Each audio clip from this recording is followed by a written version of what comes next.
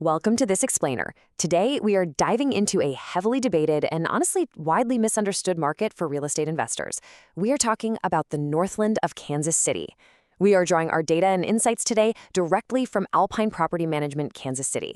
They are an absolute authority in this market and have been managing properties and serving investors here since 2013.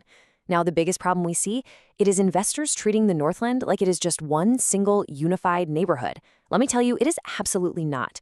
Assuming the whole area operates under the exact same rules is a massive trap, and it can severely hurt your returns. Let us break down exactly why. Okay, let's dive into this. First, we will uncover the Northland investment trap. Then, we are going to look at three very distinct submarkets. We have Gladstone, the cash flow workhorse, Liberty, the balanced middle, and Parkville, the strict appreciation play. After that, we will cover critical local regulations and tenant trends before finally helping you choose the exact strategy that fits your portfolio. Section 1. The Northland Investment Trap. Remote and out-of-state investors often group this entire area together simply because it sits north of the Missouri River and shares an airport zip prefix. But treating the Northland as a single asset class with a single return profile is a critical mistake. A duplex in one city here behaves completely differently than a single-family home in another. To avoid this trap, you really need to shift your mindset. You have to stop asking which city is best and start asking yourself this: what return do you actually need? Are you looking for monthly income right now, or are you looking to build equity for later? Because the pro forma that works beautifully in one of these cities will absolutely bury you in another. It all comes down to your specific strategy. The other thing that makes the Northland unique is the tenant base. Tenant demand here is driven by steady paychecks. This is not a market built on transient students or tourism. We are talking about a highly stable workforce anchored by massive local employers. You have the Ford Kansas City Assembly Plant building F-150s, the North Kansas City Hospital, and the new billion-dollar terminal at Kansas City International Airport. All of this creates a renter profile of shift workers, nurses, and young families who tend to renew their leases rather than constantly turning. Section 2. Gladstone, the cash flow workhorse. If you are an investor who needs immediate cash flow to make your model work, Gladstone is going to be your best fit in the Northland. Let's look at the numbers. $270,000. This is the typical entry price for a property in Gladstone. Because this barrier to entry is relatively low compared to the surrounding areas, your gross yields stay incredibly high. Rent-to-price ratios here frequently land well above 0.5% monthly. That makes Gladstone a total magnet for investors focused on monthly income. This presents a brilliant value-add opportunity. In a lot of markets, buying lower-priced, cash flow properties means dealing with heavy, Class C gut rehabs. But in Gladstone, you are often buying 1960s and 1970s ranch and split-level homes. The bones of these houses are sound. The systems usually just need updating rather than total replacement. This means you are executing cosmetic turns. That keeps your capital expenditures low, and it keeps your cash flow strong. Section 3. Liberty, the balanced middle. If Gladstone is pure cash flow, Liberty is where income and appreciation share the load equally. It is slightly more expensive, but it offers a very unique stabilizing factor for your portfolio. That stabilizing factor is the Liberty 53 School District. This is the absolute anchor of the Liberty market. Families move to this specific suburb entirely to get their kids into these schools. And the crucial point here is that families who move for a school district do not move again casually. They stay long-term. This significantly reduces your turnover costs, virtually eliminating vacancy gaps, and it builds quiet, predictable profit over a 5-year hold. Now, what is really interesting about this slide is the steep climb in entry prices across the area. You start at Gladstone around $270,000.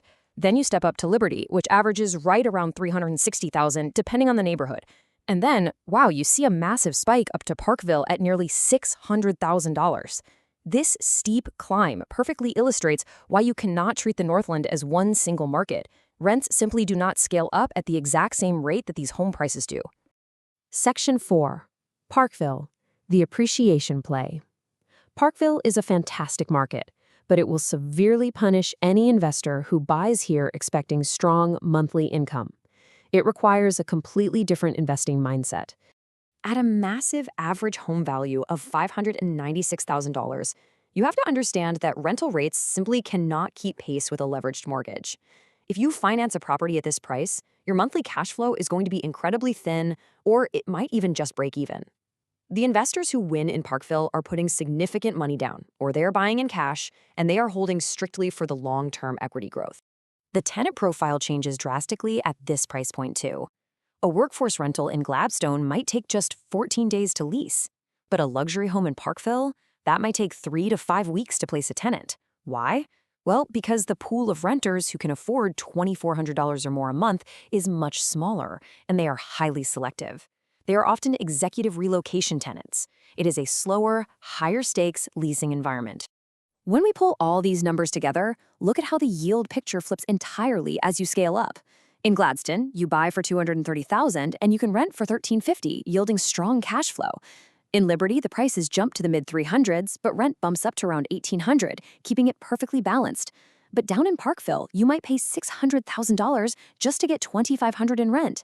The cash flow completely disappears, making it a pure appreciation strategy. Section 5. Regulations and tenant trends. We have covered the financial metrics, but real estate does not happen in a vacuum.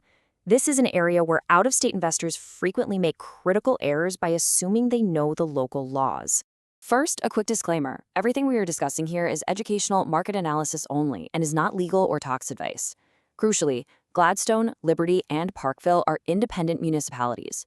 A lot of investors hear about Kansas City, Missouri ordinances, like Ordinance 231019 regarding screening limits, or the Healthy Homes Inspection Program, and they start to panic.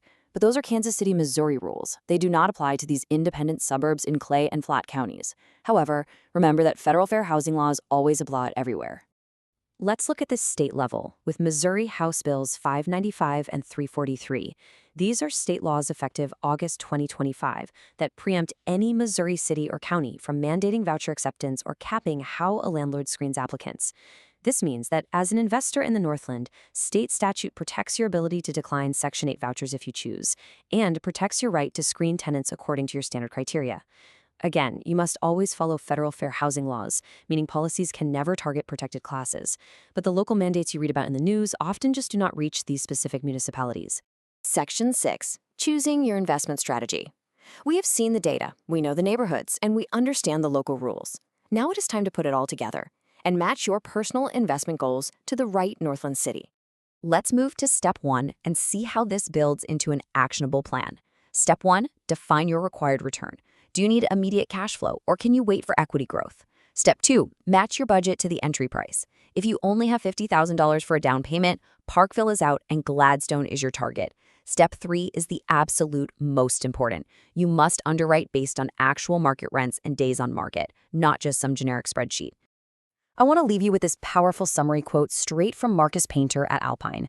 Buy the property for what it will actually rent and reserve for, not for the pro forma the listing agent hands you. This is the core lesson of this entire explainer. The Northland offers incredible opportunities, but only if you rely on practical, data-driven investing and truly understand the distinct differences between Gladstone, Liberty, and Parkville.